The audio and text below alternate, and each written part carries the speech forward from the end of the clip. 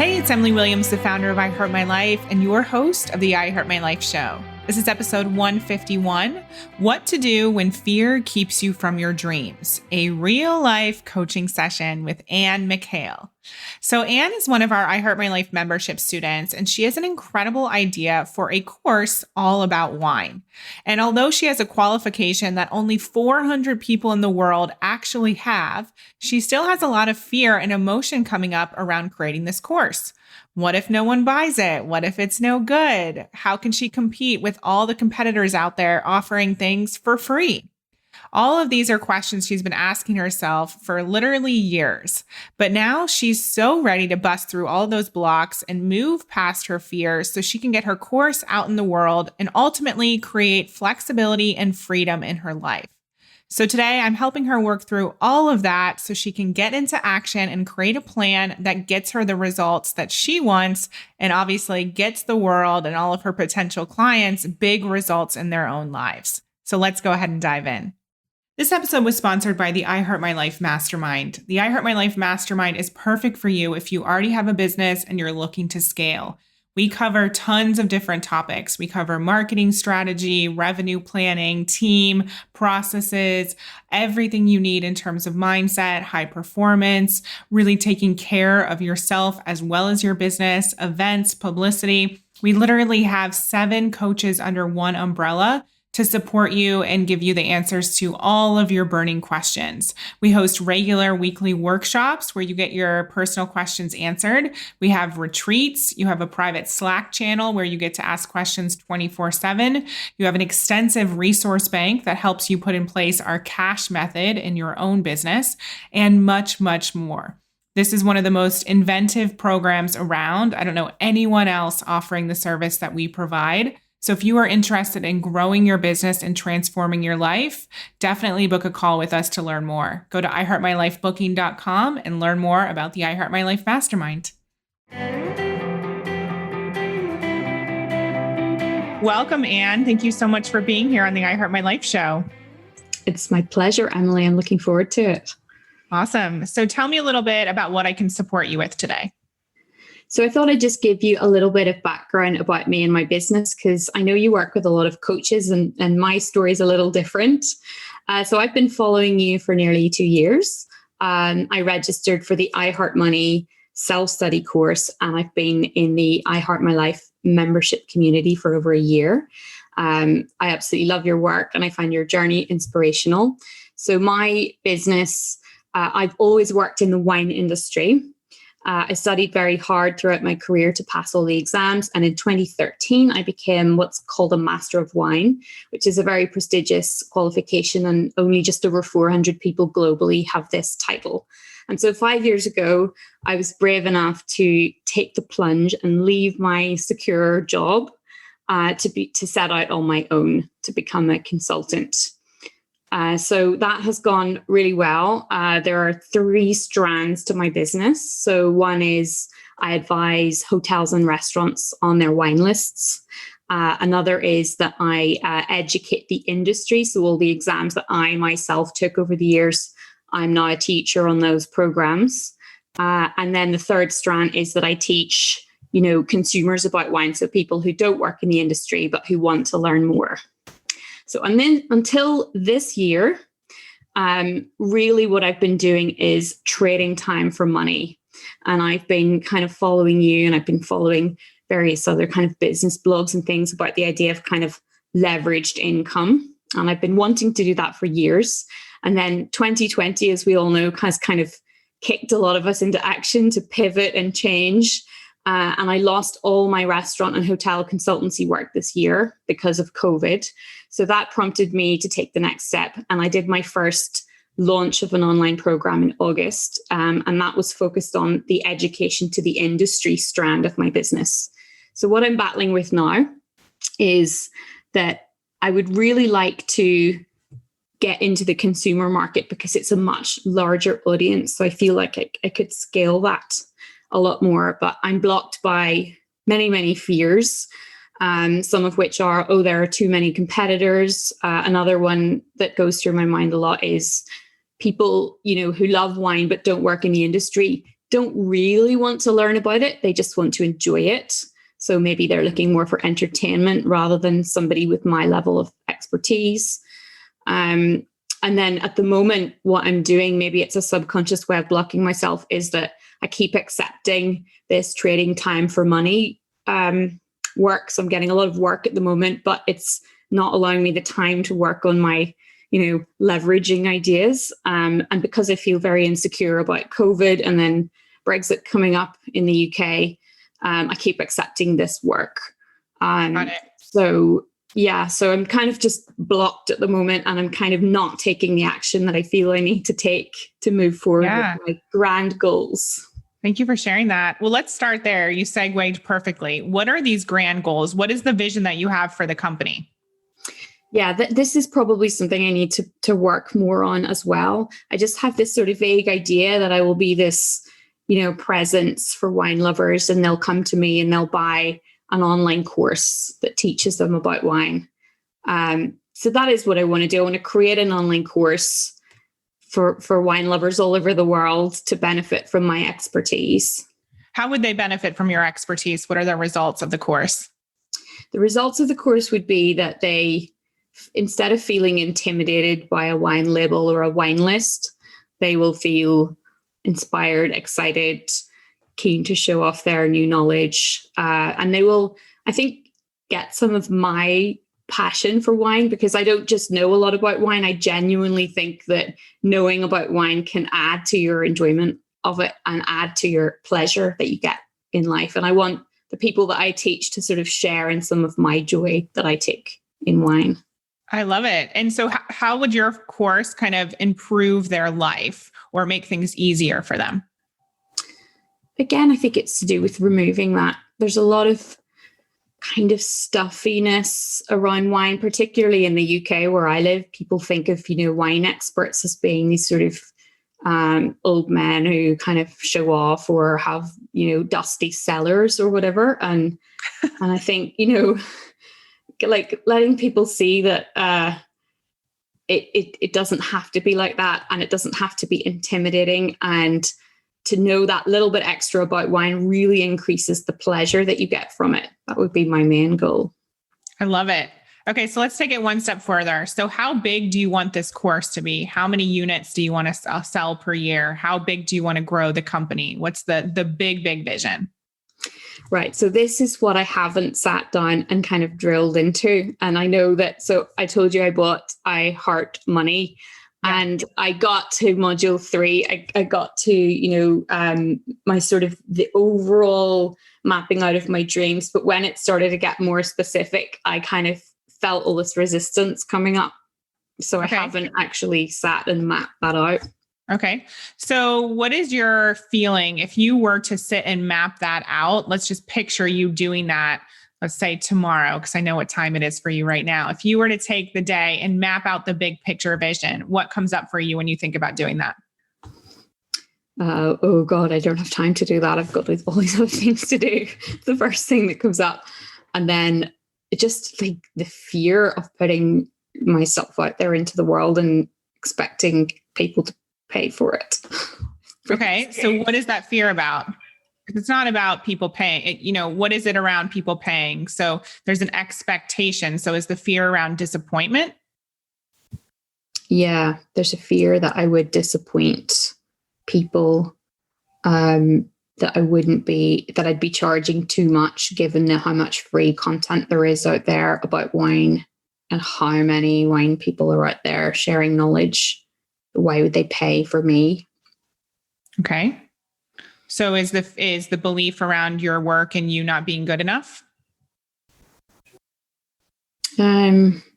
It's about me not being better enough than all the people who are giving it for free. I know that I'm good at what I do. And I get paid to do it already in person. But I guess I think that the kind of people I want to target are just going to be looking at all the free content, and that's what's holding me back. Okay, so let's go there. What are they going to get for the free content that they wouldn't get in your course? they won't have to pay for it. Okay. So there's no additional value in the free content that they wouldn't get in your course. No, I don't think so. No. Let's look at the flip side. What do they get from your course that they don't get in the free content? I suppose they get the confidence to know that they're learning from someone who's, done this for many years, and it's a genuine authority. Great. Anything else? They get just my unique way of communicating about it. Everyone's different. Okay. Anything else? Don't know. Do they get more content? Yeah, they would. I guess if I, was going to charge for it, I would make sure that I was delivering more content, more structure, more of a sort of, thread running through it rather than a collection of free videos. Okay, so let's get really tangible here. So what is included in the course?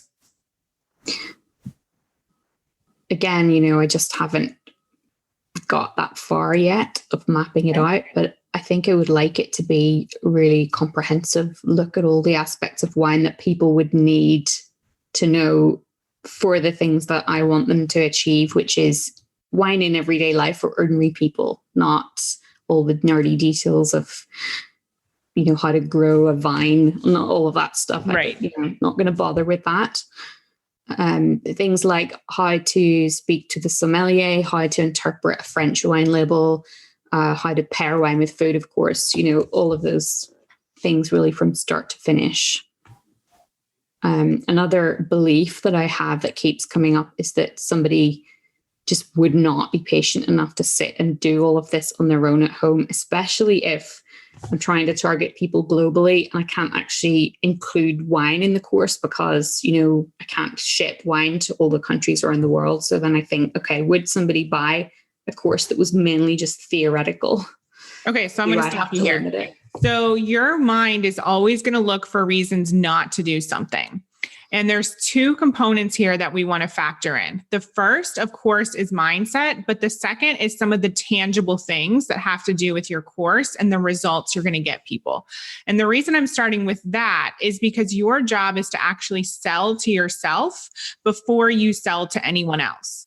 And so when your mind tries to take you down the rabbit hole of, oh, they're not going to have time, they're not going to spend the time, they're not going to see the value, they're going to go to the free stuff, you have to bring yourself back and remind yourself what this course is going to do and the results you're going to help people with, and that there are people out there who want to buy. And first and foremost, I'm sure you've heard me say this before, but I'll say it again. Our desires are dropped in and they're there for a reason. There are plenty of people in the world who don't want to create a wine course. There are plenty of people in the world who have no desire to know anything about wine, but you have both. You're an expert and you want to put your expertise out into the world. And that is not an accident. So all you have to know is you were given this desire for a reason.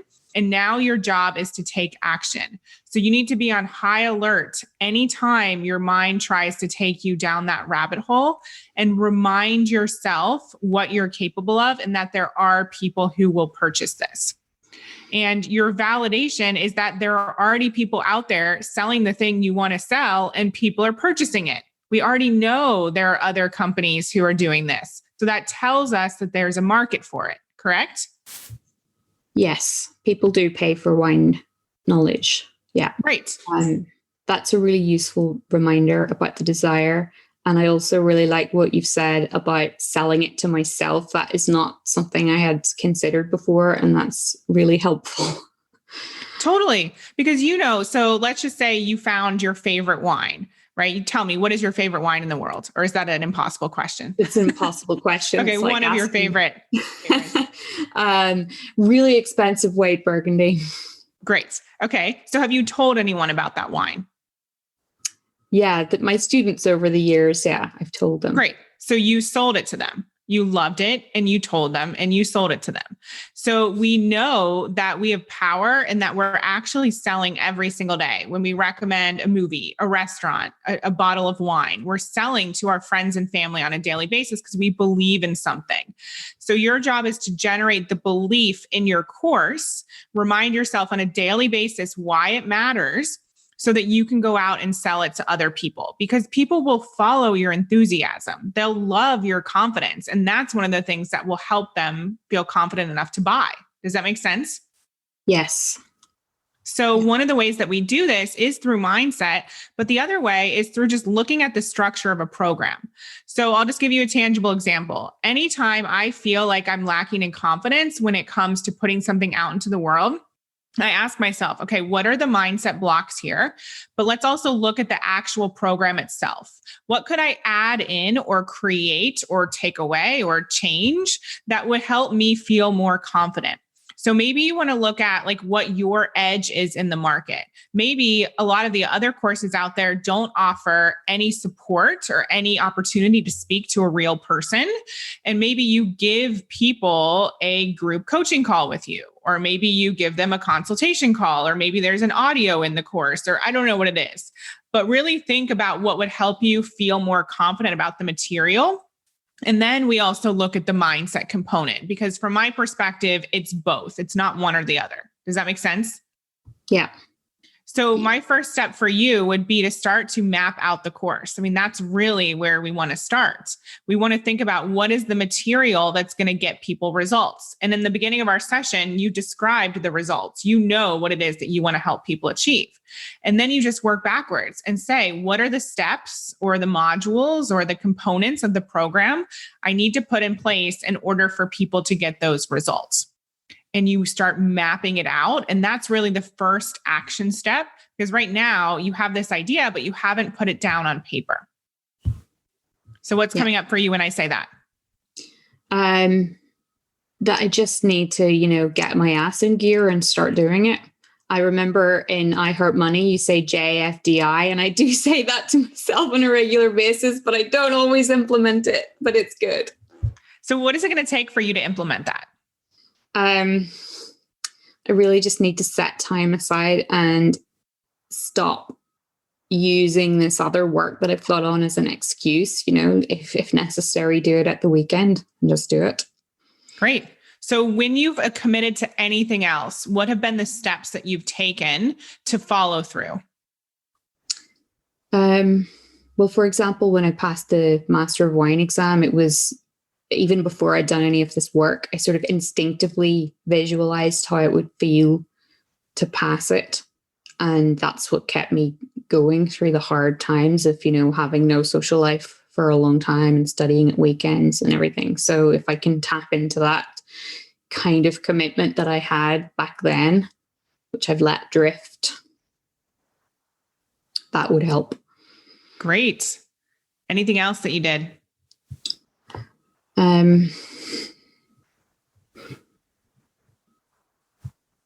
Good question.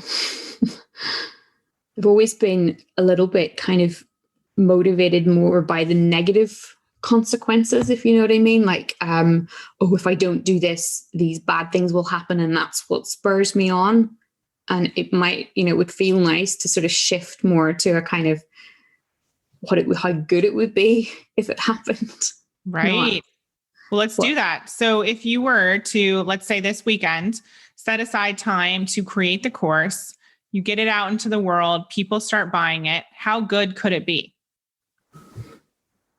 Yeah, it could be incredible, especially if I were able to achieve this, scalable income and have the kind of lifestyle that I want. What sort of lifestyle do you want? Just flexibility and freedom, I think, are the two words that come to mind. I already, because I now work for myself, I'm already not tied to a strict working schedule or with a boss or anything. And that has been so liberating. But because I feel like it's always reliant on work coming in, I don't feel like it's necessarily sustainable until I establish some steady revenue streams that will allow me to keep it going. So that's kind of what I want. Amazing. Yeah. And we can take this as far as you want. Then we can think about the effect on the people who go through the course, and effect on their families and their friends and on generations and so on and so forth. And on, the movement that you're creating as a whole. So you get to dream as big as you desire. And so my intention for you is not only to map out the course, but really get clear on the vision. And I don't want you to put pressure on yourself, but I want you to think about what would feel really good and where you want to actually take this and what sort of life you want to create for yourself, and get as specific as possible without putting pressure on yourself. Like you said, you do well when you have that vision and you're able to visualize it and feel into it.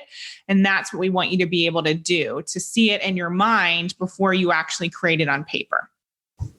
Yeah. Makes sense. And I want to point out the fact, and this goes for, I'm sure, other people listening, is you've created success in your life, and you took a leap and you started your own business. You started doing this work, and you were able to create freedom and flexibility for yourself. So you've done it before.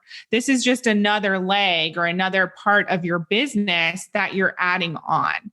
Okay. And so I want you to remind yourself, again, we're selling to ourselves. We're reminding ourselves what we've already done and what we're capable of. Yeah, that's a really good way of putting it. Yeah.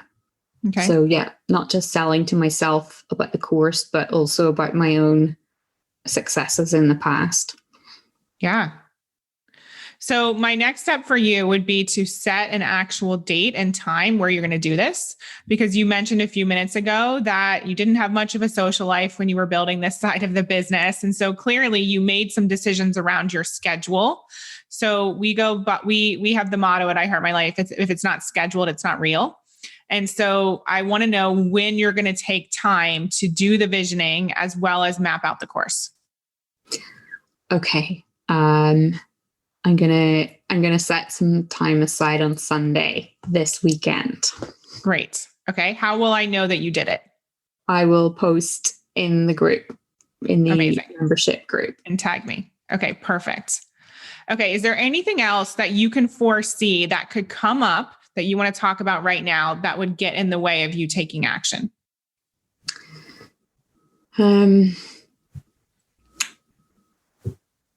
Yeah, it's again, it comes down to this like sort of conflict between do I keep accepting new work that's time for money, or do I actually turn some of that down so that I can really get this up and out into the world? Mm-hmm. I think that's going to be the first block that's going to come up, and I'm going to use how insecure I feel around the current world situation as an excuse for accepting the work. Great awareness. Okay. So we always want to do this regardless of what stage we're at. We want to be aware of what's going to come up to potentially threaten our dream or throw us off track. That's not like a self-fulfilling prophecy. It's just us having awareness of what our natural tendencies are. Okay. So that's awesome. So this is really more of a practical question. So if you think about your current financial situation, and you don't have to reveal anything here, but that's what I would look at. I would look at how much money you need to be bringing in every month. How many contracts will that require? How much time will that take? And then you really just weigh it up. Because a lot of people, they want to cut off their revenue stream or quit their job right away. But actually, this revenue stream can fund the other business. Right? So what if we started looking at it as a positive and as a blessing and as a gift? And then we were in full choice around how many yeses we said and how many nos. Because right now it kind of feels like it's kind of happening to you and like you're not in choice around it, but you totally are.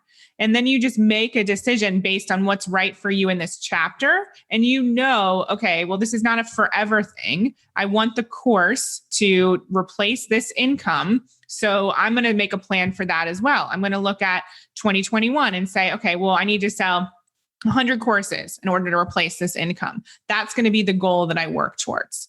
And I don't know about you, but I personally work really well with some tangibles and some mile markers. If it's kind of like off in the distance and I never know when I'm going to be able to quit or turn something off, then that doesn't feel good.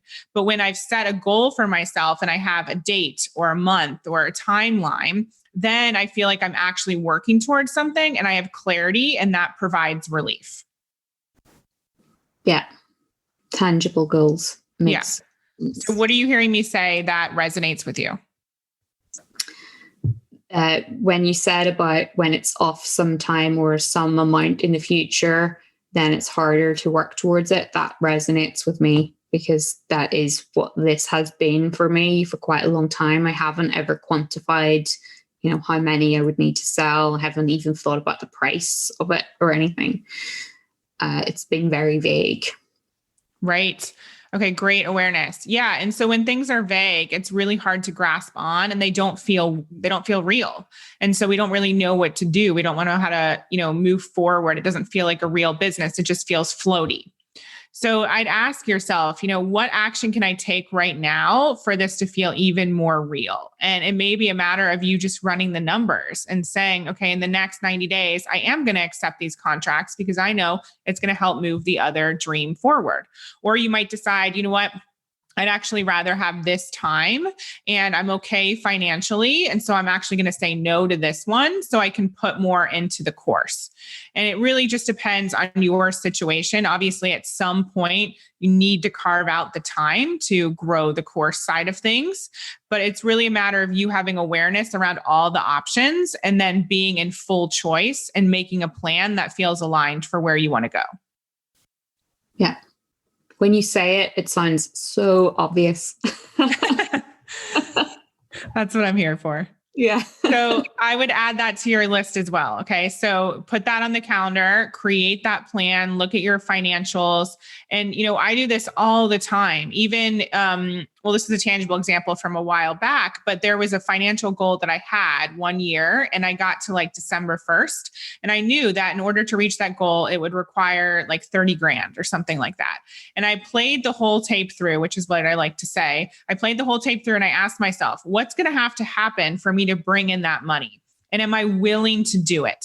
And in that month, the answer was no, because I was actually more excited about taking some time off, spending time with James. And so I was in full choice around not hustling and not bringing in that money during that time. And sometimes that's the choice that you make. Other times the choice is, okay, I'm going to turn it on. I'm going to hustle. I'm going to make this money and it's going to happen, right? I'm going to reach that goal. So the most important thing is that you are in full choice around what this chapter is about for you, what action you're taking, and then what is the next chapter about, and just getting clear around the whole path.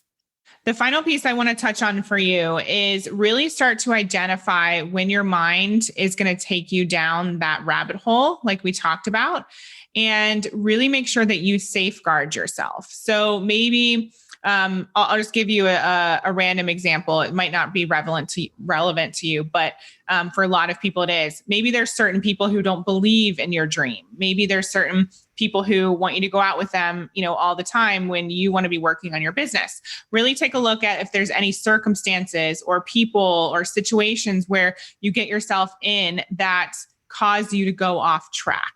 And be really deliberate with how you're spending your time, who you're spending your time with, how you're talking to yourself. All of it is just around awareness. Does that make sense? Yes. Yeah. Does anything come up for you when I say that? It's I think I'm my own biggest enemy here. The people in my life are generally very supportive. My partner has been hearing me talk about this for a while, and he's kind of like, why aren't you just doing it? Maybe my mother's a bit like, oh, don't turn down the secure work, but she also understands and has seen me, being successful over the last few years going out on my own. So generally people are supportive. I think I'm my own worst enemy here when it comes to not taking action. So. Right. So, and this can also pertain to, if you're comparing yourself to other people in the industry or whatever, right? There are ways in which we bring ourselves down, and we all have core wounds around whether it's not being good enough or something else, right? And so the mind is looking for different reasons and different ways to verify that your core wound is true. So for example, mine is that I'm not good enough. So if I'm scrolling through Instagram and I see one of my colleagues doing something really amazing, right? And automatically I get jealous, my core wound will look to verify that I'm not good enough by making that person better. And so I have to be on high alert for when that's going to happen and really safeguard myself and make sure that I know how to handle it in that moment, and that I have, different phrases that I say or different things that I do to get myself back to a high vibrational place. Okay. So be on high alert and have strategies in place. Okay. Yeah. And I Heart Money is a really good one for this, for creating more success. And obviously you have tools in the membership, you have support in the membership. So really be just adamant that you're not going to go there, and what you're capable of. Your desires are the truth.